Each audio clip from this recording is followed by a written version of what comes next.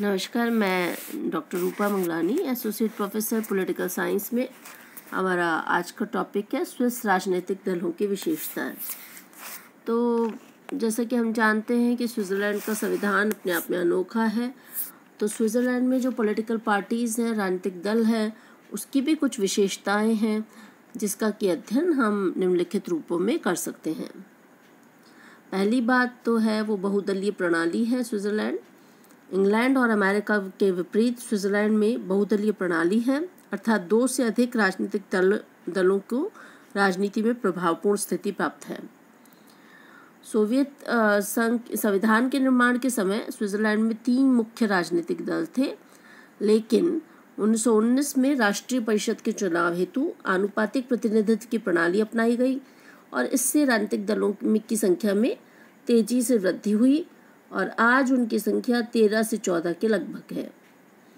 इनमें से 7 राजनीतिक दल ऐसे हैं जिनकी स्थिति प्रभावपूर्ण है और इनमें भी 3 सर्वाधिक प्रमुख हैं।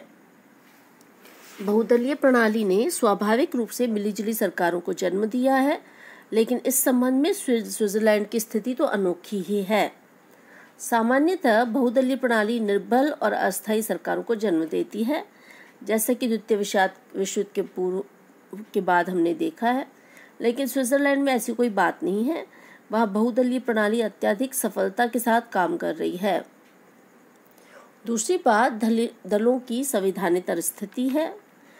अन्य डेमोक्रेटिक कंट्रीज़ में अगर हम देखें, अन्य प्रजातांत्रिक देशों के समान ही स्विट्ज़रलैंड में राजनीतिक दलों का अस्तित्व संवैधानेतर ही है। संवैधानेतर का अर्थ है कि संविधान में कहीं भी राजनीतिक दलों का उल्लेख नहीं है, लेकिन फिर भी उनके द्वारा कार्य किया जाता है और संविधान ने इसकी स्थिति को स्वीकार कर लिया है। इस संबंध में स्विट्ज़रलैंड की स्थिति सोवियत संघ और अन्य साम्यवादी देशों से भिन्न है, जहां साम्यवादी दल को संविधान के द्वारा स्पष्ट मान्यता प्रदान की जाती है। तीसरी बात, स्विट्ज़रलैंड में विरोधी दलों का अभाव है। Britain, France, Canada, America, Bharat अगर देखा जाए तो इन देशों में एक राजनीतिक दल अगर सत्तारूढ़ रहता है तो अन्य राजनीतिक दल विरोधी दल के रूप में काम करता है, लेकिन स्विट्ज़रलैंड में ऐसी स्थिति नहीं है। स्विट्ज़रलैंड में आनुपातिक प्रतिनिधित्व की पद्धति को अपनाया गया है। इसी कारण एक राजनीतिक दल को राष्ट्रीय परिषद में पूर्ण बहुमत प्राप्त नहीं हो पाता और राष्ट्रीय परिषद की भांति ही संघीय परिषद में भी दलों को उसके अनुपात के अनुसार ही रिप्रेजेंटेशन या प्रतिनिधित्व मिल जाता है और किसी भी विरोधी दल का प्रश्न ही उत्पन्न नहीं होता। जितने जितने दल हैं उन सबको अपना रिप्रेजेंटेशन जो उनको बहुमत मिला है उसके अकॉर्डिंग उनको मिल जाता है। चौथी बात, दलों में मौलिक सिद्धांतों पर भी मतभेद नहीं है। कैसे नहीं है कि सामान्यतः देखा जाए तो प्रजातांत्रिक देशों में राजनीतिक दल मौलिक सिद्धांतों पर मतभेद रखते हैं। एक की कुछ विचारधारा होती है तो दूसरे की कुछ, लेकिन स्विट्ज़रलैंड में ऐसा नहीं है। एक तो आर्थिक असमानता का अभाव है वहाँ, इसलिए सभी व्यक्तियों को अपनी आर्थिक स्थिति से संतुष्टि है और व्यवहारिक दृष्टिकोण के कारण अलग अलग दलों के आर्थिक कार्यक्रम भी बहुत अधिक भेद नहीं है। सभी स्विस राजनीतिक दल सारे के सारे धर्मनिरपेक्षता, गणतंत्रवाद और अंतर्राष्ट्रीय क्षेत्र में स्विट्ज़रलैंड की तटस्थता में विश्वास रखते हैं। मतलब ये वो मूल सिद्धांत है जिसमें कोई मतभेद नहीं होता। कौन से मूल सिद्धांत? धर्मनिरपेक्षता तो रहेगी, गणतंत्रवाद रहेगा ही रहेगा और अंतर्राष्ट्रीय क्षेत्र में स्विट्ज़रलैंड हमेशा एक तटस्थ राष्ट्र रहे, इसकी सभी दलों में सहमति है। एक और बात, व्यावसायिक राजनीतिज्ञों का स्विट्ज़रलैंड में अभाव है और इससे पहले सुगठित और दृढ़ दलबंदी नहीं है। स्विट्ज़रलैंड में राजनीतिक दलों का वैसा सुदृढ़ संगठन नहीं है जैसे कि भारत, ब्रिटेन, अमेरिका आदि देशों में है। न तो इन राजनीतिक दलों का कोई देशव्यापी संगठन है, न वो कोई ऐसा आंदोलन करते हैं देशव्यापी, न ही इनके पास बहुत अधिक धनराशियाँ हैं। स्विट्ज़रलैंड की स्थिति अनेक कारणों से ऐसी है। जहाँ तक व्यावसायिक राजनीतिज्ञों के अभाव का सवाल है तो भारत, ब्रिटेन, अमेरिका आदि देशों के राजनीतिक दलों में काफ़ी बड़ी संख्या में ऐसे व्यक्ति होते हैं जिनके पास धन की प्राप्ति की इच्छा से वो राजनीति में प्रवेश करते हैं और राजनीति जिनका मुख्य व्यवसाय होती है। ये व्यक्ति राजनीति को दूषित करने का ही काम करते हैं। स्विट्जरलैंड में स्थिति यह है कि राजनीति के आधार पर आर्थिक या जीवन के अन्य लाभ अर्जित नहीं किए जा सकते और न ही कोई दल अपने अनुयायियों को विशेष लाभ पहुंचा सकता है। इसी कारण स्विट्जरलैंड में व्यावसायिक राजनीतिज्ञों का अभाव है। एक और बात, दलों का कैंटनों के आधार पर संगठन हुआ है। स्विट्जरलैंड के लोग कैंटनों के राजनीतिक मामलों में राष्ट्रीय मामलों की अपेक्षा अधिक रुचि लेते हैं। जैसा कि हम जानते हैं कि 5 प्रत्यक्ष कैंटन थे जहाँ पे प्रत्यक्ष लोकतंत्र था। तो इस प्रकार राजनीतिक दलों का संगठन कैंटनों के आधार पर ही हुआ है, राष्ट्रीय आधार पर नहीं। तो स्विट्जरलैंड के राजनीतिक दलों के बारे में कोडिंग्स ने यह लिखा है, क्या लिखा है कोडिंग्स ने, कि संघीय सभा के चुनाव कैंटनों के आधार पर ही लड़े जाते हैं। अच्छा जी, न केवल एक कैंटन को चुनाव का समझा जाता है वरन चुनाव में उन्हीं उम्मीदवारों को चुना जाता है जो कैंटनों की विधानसभा में योग्यता का परिचय देकर नाम पैदा कर चुके हों। तो मूल्यांकन के रूप में हम कह सकते हैं कि स्विट्जरलैंड में राजनीतिक दलों की स्थिति महत्वपूर्ण है। स्विट्जरलैंड के दलों की विचारधारा तथा उसके सामाजिक संगठन में कोई अति उग्र प्रकार का अंतर नहीं है। अब राजनीतिक दलों की निर्बल स्थिति के कारण कई आलोचकों ने इसकी आलोचना भी कही है। वो कहते हैं कि स्विट्जरलैंड में राजनीतिक दलों की स्थिति अन्य देशों की तुलना में बहुत निर्बल है। इस संबंध में लॉर्ड ब्राइस ने ठीक ही लिखा है कि स्विट्जरलैंड में राजनीतिक दल ब्रिटेन, फ्रांस या अन्य किसी प्रजातांत्रिक देश की भांति अपेक्षाकृत बहुत कम और होते हैं संख्या में और बहुत कम महत्वपूर्ण भूमिका अदा करते हैं। अन्य किसी डेमोक्रेटिक या प्रजातंत्र देश की तुलना में स्विट्जरलैंड के अंतर्गत चुनावों का देश की राजनीतिक स्थिति पर बहुत कम प्रभाव पड़ता है। तो हम कुछ ऐसे बिंदु देख सकते हैं जिसके आधार पर हम कह सकते हैं कि स्विस राजनीतिक दलों की निर्बल स्थिति के निम्नलिखित कारण हैं। तो ये कारण अगर हम देखें तो पहली बात है कि जनता में मौलिक मतभेद का अभाव है। आर्थिक और राजनीतिक विचारधारा के संबंध में जनता में जो मौलिक मतभेद होते हैं वे ही सदृढ़ दलीय संगठन को जन्म देते हैं। तो हम देखते हैं कि स्विट्जरलैंड में इसका अभाव है क्योंकि शासन की रूपरेखा के संबंध में स्विस जनता में कोई मतभेद नहीं है।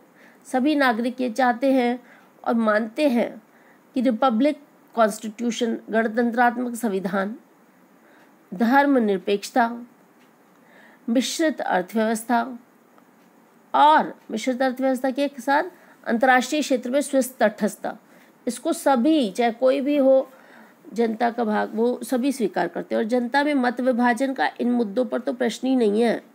इसीलिए स्विट्जरलैंड में सदृढ़ दलबंदी स्थापित नहीं हो पाई। दूसरी बात, गंभीर आर्थिक असमानता और वर्ग विदेश का अभाव है, वर्ग विभेद नहीं है वहाँ। तीसरी बात, धार्मिक वैमनस्य का अभाव है।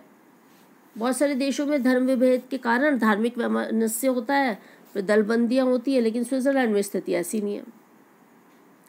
वहाँ प्रोटेस्टेंट और कैथोलिक आदि के रूप में धर्म विभेद तो है, लेकिन इन सभी के द्वारा एक दूसरे के प्रति धार्मिक सहिष्णुता के भाव को अपना लिया गया है। राज्य स्तर पर धर्मनिरपेक्षता को अपना दिया गया है, इसीलिए वहाँ धर्म विभेद को स्वीकार नहीं किया गया।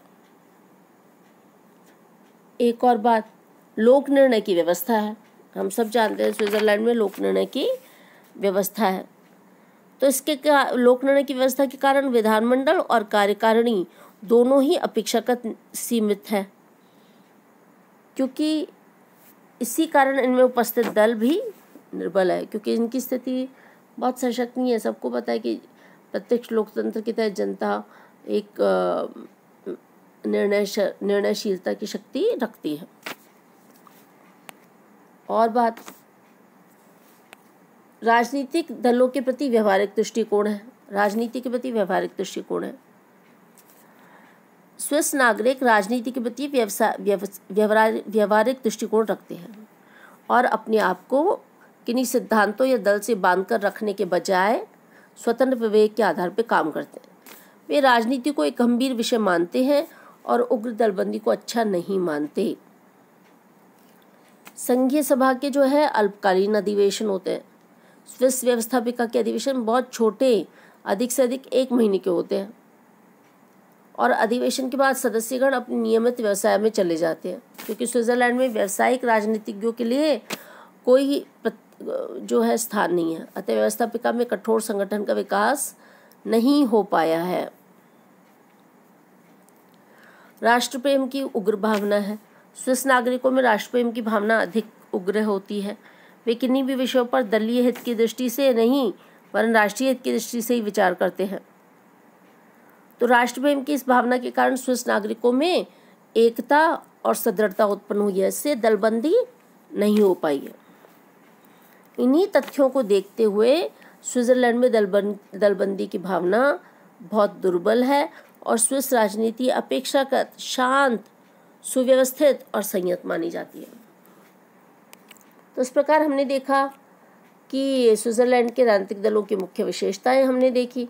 हमने देखा कि बहुदलीय प्रणाली, दलों की संविधानेतर स्थिति, विरोधी दलों का अभाव, दलों में मौलिक सिद्धांतों पर कोई मतभेद नहीं, संगठित और दृढ़ दलबंदी का प्रयोग, व्यावसायिक राजनीतिज्ञों का अभाव और दलों का कैंटनों के आधार पर संगठन, ये सब हमने विशेषताएं देखी। फिर हमने ये भी देखा कि राजनीतिक दलों की निर्बल स्थिति के कारण देखे कि जनता में मौलिक मतभेद का अभाव है, गंभीर आर्थिक असमानता और वर्ग विभेद का महत्व है, धार्मिक वैमनस्य का अभाव है, लोक निर्णय की व्यवस्था है, राजनीति के प्रति व्यवहारिक दृष्टिकोण है, संघीय सभा के अल्पकालीन अधिवेशन है, राष्ट्र प्रेम की भावना है। तो मूल्यांकन के रूप में हम कह सकते हैं कि स्विट्जरलैंड में दलबंदी की भावना बहुत दुर्बल है और 1848 जब स्विट्जरलैंड का संविधान निर्मित हुआ था तो केवल 3 राजनीतिक दल थे, उदार दल, क्रांतिकारी दल और कैथोलिक दल, बस यही अस्तित्व था।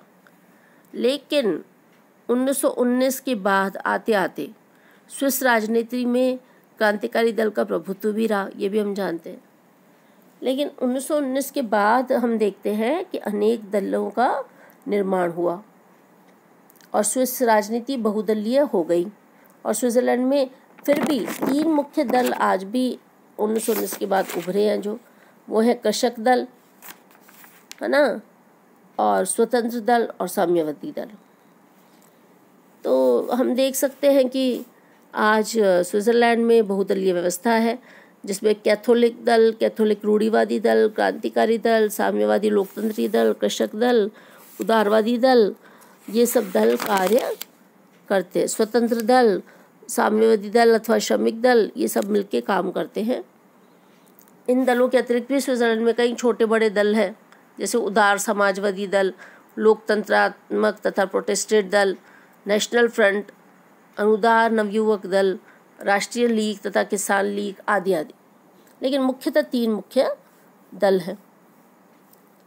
तो इस प्रकार हमने स्विट्जरलैंड की बहुदलीय व्यवस्था की अनोखेपन को जाना, उसकी विशेषताओं को जाना। आप ये टॉपिक पढ़िए, ये बहुत महत्वपूर्ण टॉपिक है और इस पर कोई दिक्कत आए तो हम इस पर बात करते हैं। धन्यवाद। All the best.